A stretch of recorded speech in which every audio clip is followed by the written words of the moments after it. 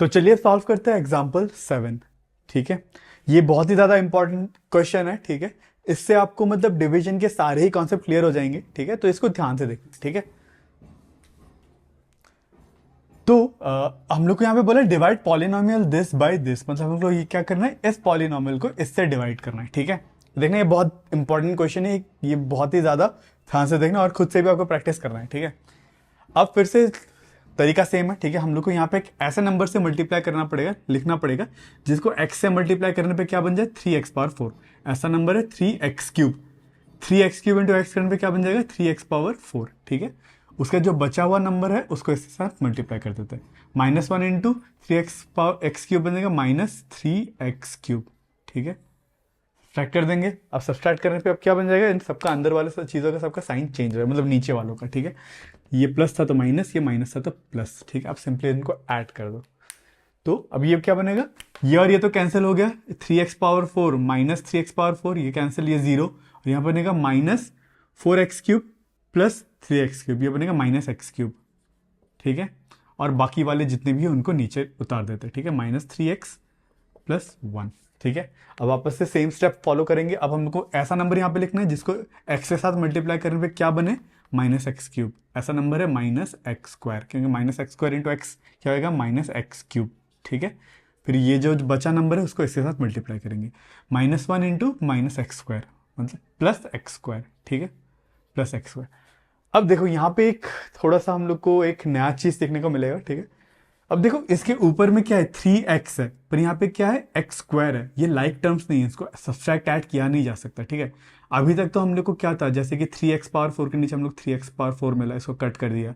Same में x³ के नीचे x³ मिला तो इसीलिए कैंसिल आउट हो गया। बट यहाँ पे मैं ऐसा सब्ट्रैक्ट करूंगा तो ये और ये सब्ट्रैक्टेबल है नहीं है। ठीक है, हम लोग को ये चाहिए कि मतलब लाइक टर्म्स के नीचे लाइक टर्म्स हो। ठीक है, इस मतलब 3x वाले टर्म्स के नीचे 3x ही आए। पर सिंस इस केस में 3x मतलब x² का कोई टर्म नहीं है, जैसे कि इधर पे ही देख लो, इधर पे कहीं पर भी x² का टर्म है ही नहीं। ठीक है, ऐसे भी क्वेश्चन मिल सकता है। तो इसीलिए हम क्या कर देंगे, x² को प्लस इधर पे x² ना लिख के हम लोग लिख लेंगे +x² हम लोग यहाँ पे लिख लेंगे +x²। ठीक है, सबसे साइड में। ठीक है, अब क्या करेंगे, फिर से इसको सब्सट्रैक्ट करेंगे। ठीक है, साइन चेंज कर देता, माइनस था तो प्लस, प्लस था तो माइनस। ठीक है, तो ये और ये तो कैंसिल हो गया, और यहाँ पे बचा -x²। ठीक है, और बाकी सारे जैसे थे उसको नीचे उतार देते हैं। सर यहाँ पे प्लस नहीं है, माइनस होगा, -1। ठीक है, -3x -1 -x²। ठीक है, अब मुझे देखो, अब मुझे ऐसा नंबर से मल्टीप्लाई करना है, यहाँ पे लिखना है जिससे x को मल्टीप्लाई करने पर x² जो हाईएस्ट पावर इसका वो बने। ठीक है, तो ऐसा नंबर है -x। ठीक है, -x इंटू एक्स कितना होगा, -x²। ठीक है, उसे -1 इंटू -x प्लस x। ठीक है, प्लस x। ठीक है, फिर से सबका साइन चेंज कर दो, प्लस था तो ये माइनस बन जाएगा, माइनस था तो ये प्लस बन जाएगा। ठीक है, अब सिंपली इनको ऐड कर दो, तो -3x -x बनेगा -4x।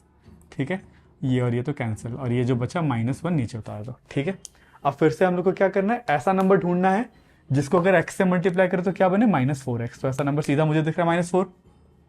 ठीक है, तो -4 इंटू एक्स क्या बनेगा, -4x।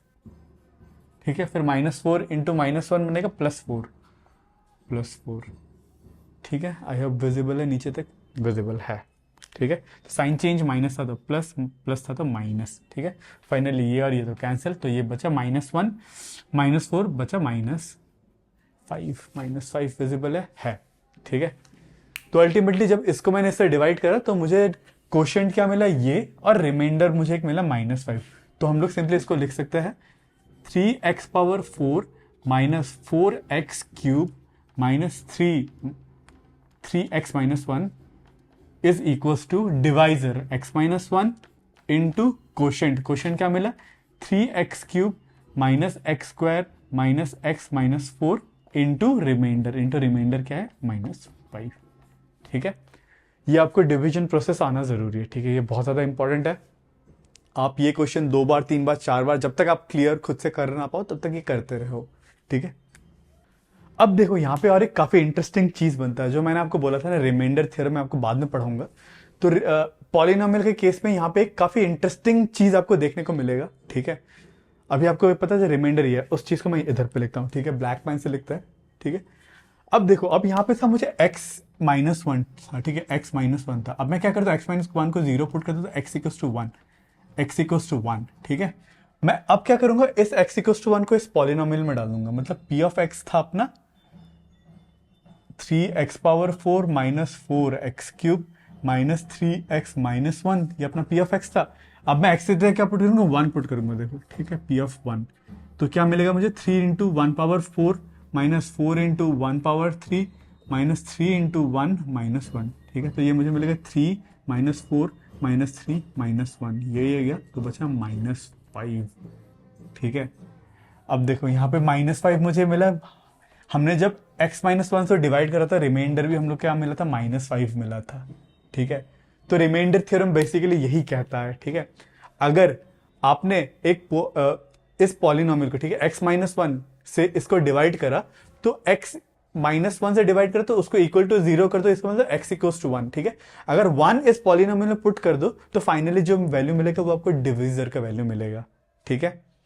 इसको मैं बुक के वर्ड में बता देता हूं, बुक में लिखा हुआ है, इसको मिटा देते हैं, ठीक है, और हेडिंग लगाते हैं रिमाइंडर थ्योरम। बुक में ये जो डेफिनेशन है वो देख लेना। रिमाइंडर थ्योरम क्या कहता है, p of x is any polynomial of degree greater than or equal to 1 let p of x, ठीक है, अगर let p of x is a polynomial, ठीक है, ठीक है, उसके बाद बोला if p of x is divided by x minus a, अगर इसको हम लोग ने x माइनस ए से डिवाइड करा, देन द रिमाइंडर इज, तो रिमाइंडर क्या रहेगा, is equal to p of a, ठीक है, p ऑफ a क्या रहेगा, रिमाइंडर रहेगा। इसमें बहुत सारे टर्म कंडीशंस भी है, डिग्री ऊपर नीचे, वो आप बुक से देख लेना, ठीक है, पर बेसिकली बात यही कहता है, p ऑफ x अगर पॉलिनोमियल है, अगर उसको मैंने x माइनस ए से डिवाइड करा, तो हम लोग रिमाइंडर सीधा p ऑफ a रख के भी हम लोग फाइंड कर सकते हैं, ठीक है। आई होप आपको ये क्लियर है।